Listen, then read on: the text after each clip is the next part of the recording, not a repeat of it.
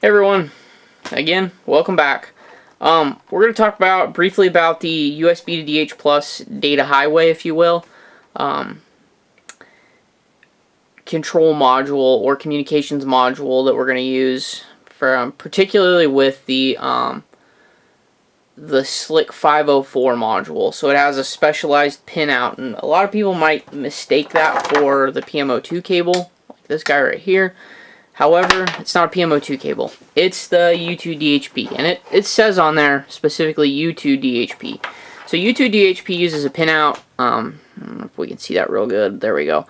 Uses it just like this. Has this little cute little adapter that actually snaps and locks into place, which is kind of fancy. So it has this little locking mechanism, and what you do usually is you'll plug that into the controller, and then it'll lock in. You don't want to rotate or anything, because obviously you'll bend the pins if you do. So it just pops in, and then this little thing will lock it in, and then when you want to let go, you'll have to reach in, grab this, and then pull out. So that way that it can kind of pull the lock mechanism off of it. Really handy, directly to USB. RS Link sees these, almost foolproof wise, and so this, out of all the serial connections, is probably one of my more personal favorite control modules itself, or communications module links of the old school serial systems. So minus Ethernet and USB, this is probably my next favorite connection here, because it's almost foolproof. Now, that being said, you'll have a USB light that comes on, usually turns green, power will be green, DHP or DH plus will be green as well.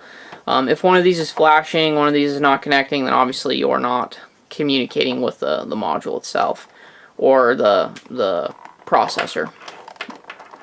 You do have a DH plus baud rate control right here. You can do 57, 115, 230. My standard has always been 57, so 57,000 figure.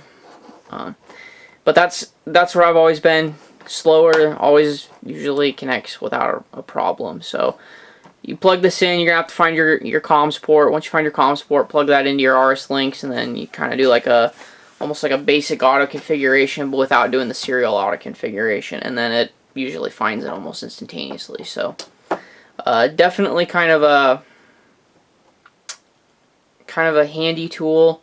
Definitely like it, love it personally. Never really had too many issues with it, so highly recommend this if you have 504s. Instead of ditch the serial cables and go to these.